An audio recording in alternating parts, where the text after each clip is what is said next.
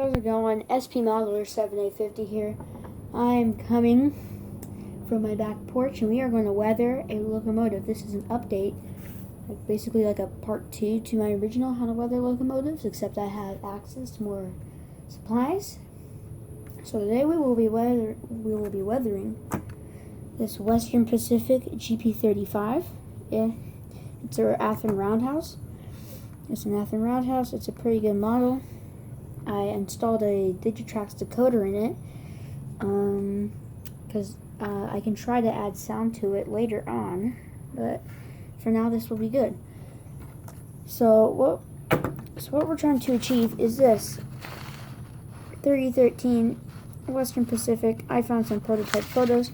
This example happens to be from 1974, and we're trying to just replicate it as close as possible. So it would be facing that way in the picture, so we will try to achieve that. So let me show some basic supplies. Alright, so here are some basic supplies. I know it looks like a lot, but I'll just categorize it. We got some tweezers, you got a file, an X-Acto blade, a bunch of paint brushes, and some screwdrivers, particularly jewelers. You got some sponges right here for powders. Let's just put this like right there. I also have this one.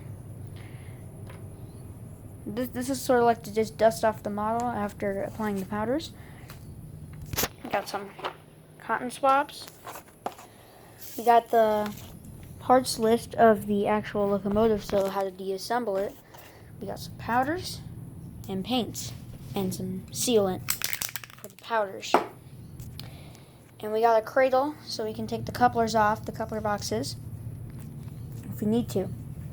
So let's get into the step-by-step process. Alright, just a disclaimer, I don't have my tripod right now, so I can't be, so just be aware if the camera falls. That is why I'm holding it up with a candle bottle. So, okay, step 1. We should look at our manual to see how to deassemble stuff.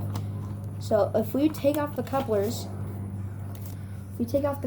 like we just take our foam cradle right here, put the locomotive upside down in the foam cradle, and then we take our Phillips head screwdriver and we just unscrew the coupler boxes. Then we take some tweezers and pull the screw out, unscrew it some more, just put them to the side. And in the case of these Athearn coupler boxes, they just slide right out. You don't have to deassemble them, but we'll do that with the other side as well. Alright. That was the tweezers. And just take the coupler box out. Alright, and that's step 1. We took the couplers out. Now we can just, well, we should keep it in the cradle for this. Now you want to take your flathead screwdriver, and you just want to look at the pins in the truck, on the side frames of the truck. You just want to kind of gently pry these out, and then pull them.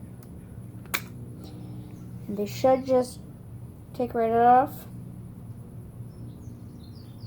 So therefore exposing the wheels so we can paint the wheels. Just do that. Alright. And once you do this with all the wheels, I'm just going to do it for the front for now, show on the video. Once you do all 4 trucks, you expose the wheel so we can paint it. And then we should take it out. And be aware that the shell could fall off. So just keep that in mind. And we have the wheels exposed, and I'll get back to you when we're done with all that. Alright, so now we're done taking off the truck side frames, and as you can see, I have them right here. And what we're going to do is we're just going to paint the wheel. You can take your cradle and just, or you can use the packaging as sort of like a base, and we'll just lay it on its side, and we'll take some brown paint. In this case, I have it in these little capsules. I'll just open this. Alright. Right, and once it's open, we can just dip our relatively small paintbrush. And you may want some gloves and maybe a paper towel for this, so you can mix the paint and all that jazz. So I'm gonna go get one right now, so stay tuned. Alright, so I have a paper towel, and I also got a cup of water back here so I can wash off my brushes. So you're just gonna take a brush, dip in some of that brown paint. See?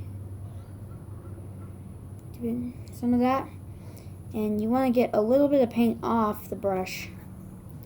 So you're kind of dry brushing, but you still have some paint on the brush. So you just want to, I don't know if you can see this, but we're just going to round it. Round the wheel with the paint. So it ends up looking like that.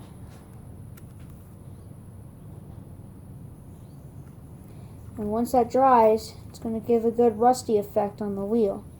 So we'll just do that with all the wheels on both sides. I'll just do the front truck for now.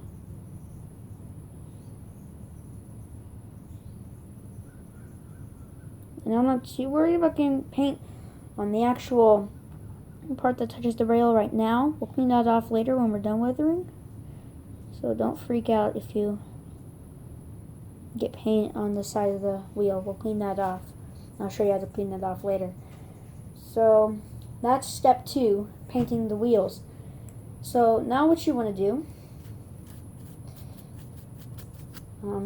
is paint all the wheels, and I'll get back to you when I've painted all the wheels. So we'll move on to the next step when I get done painting the wheels. Bye. Alright, so while we're waiting for the wheels to dry, we'll just put this off to the side, and we'll take our truck side frames here. And in the prototype photo, they look a little bit faded. The paint looks a little bit faded and more white. I'll just move these screws, and you can see that they look more faded, more like a faded black with some dirt in the front. So that's what we're going to do with these. And how you can get that effect is taking some white paint, white acrylic paint, like this. You can use oil paint, but it takes forever to dry, and you can't really dry brush it. So use acrylic, and you just want to open the bottle and squirt a little bit out into your paper towel. Let's see. Okay, squirt a little bit out into your paper towel, and then you want to get a sponge kind of like brush, like a foam brush, not like this, but I'll go get it really quick. Yep, and there's the camera that goes down. Alright, just set this up. Sorry about that, but I'm talking about like these, like foam. This one happens to be a little bit dirty, but I washed it off, so it's fine. You just want to dip that in the paint, and you want to pretty much like dry brush it, like onto the truck. You just want to put it in your white paint, just get a little bit on there.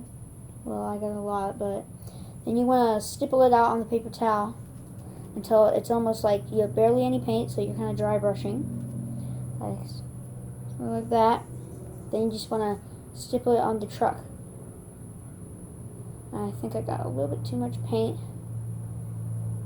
Let's see, you want to kind of like stipple it onto the truck. So once you do that, it's fine if you have a little bit too much paint. We'll fix this later. Right now it's just getting that effect all on the truck. So we're kind of just lightening it up. It kind of looks snowy, but we'll make it more dirty, I guess, later on. We'll just did that, so it looks like that. Now do this with all the other trucks, and I'll show you how to weaken that white down. Alright, I'll be back to you. Alright, so we're back. And what I did to this is I added some brown to the white.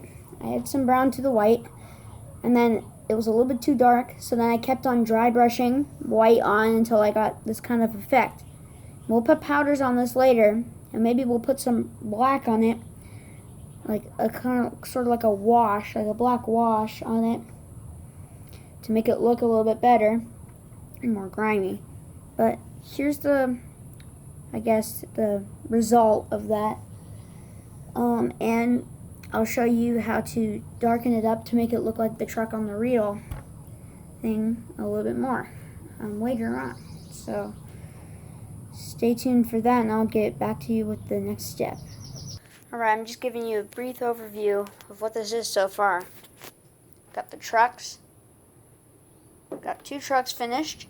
I'm just going to do that side first. So I'm going to do this side, and then I'm going to do the other side off camera. So I got the trucks finished. Now we're going to do the fuel tank. And if you can kind of see, the fuel tank has some white streaks, like really faint white streaks coming down. So what we're going to do there, well, first we're going to dry brush brown on it. We're just going to dry brush some brown, not that much, and then we're going to dry brush some white, just where the streaks are. And that's how we're going to make that effect. That's where we're going to make that effect on the fuel tank, and that's what we're going to do on the underbody too. That's what we're going to do here too. The just chassis, that's what we're going to do on the chassis. So you can kind of see it has kind of the same effect all around the locomotive, except on the roof. If you can kind of see that. On the roof it has some rusting, and on the fence it has a lot of dirt. So on the roof, what we're going to do is we're just going to dry brush a bunch of brown. We're just going to dry brush a bunch of brown and use the powders to accent all that. So we got the trucks finished pretty much. We just need to put some powders on that, but I'll cover powders. This will be a 2-part video because this video is already getting pretty long. So we're just going to do the underbody, which is what I'm doing right now in the first one, and we're going to do the roof and the main actual body in the second one. So stay tuned for that. And we'll just do the fuel tank right now, and then I'll have to end this video off. So yeah, now on to the fuel tank. Alright, so what I've done with the fuel tank, so you can kind of see, coated it in a black and brown mixture. I put some black and brown and mixed them together, and I kept on adding brown until it was light enough of what I wanted. And then I just got most of the paint off of the brush and just coated that on there, sort of like dry brushing, and on there. And that's how I made that effect.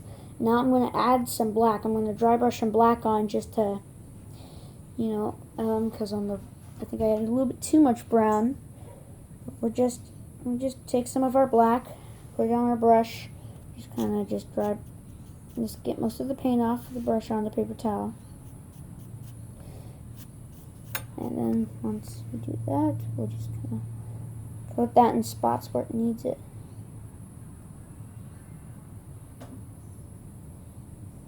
But you can just coat the whole thing with it. And will give off a really nice effect of it being kind of grimy. So yeah, I think that looks way more better. We had a little bit of paint, not quite dry brushing, but we had a little bit of paint on the brush, and we just put it on the fuel tank. And that's the overall turnout. Now I'll show you how to do the white streaking. So you want to get all the paint off the brush before you start doing this. You don't want any black on the white streaking. Just put it on its side on the cradle again. Alright, and you want to take some of your white, but you want to get some of the paint off, but not all. So I just rubbed it a couple times up against the paper towel, but you still got some paint on. And make sure you have a fine brush for this. with the rust streaking. And you just want to look at your prototype fixture and match it as close as possible. So I'll do this with one hand.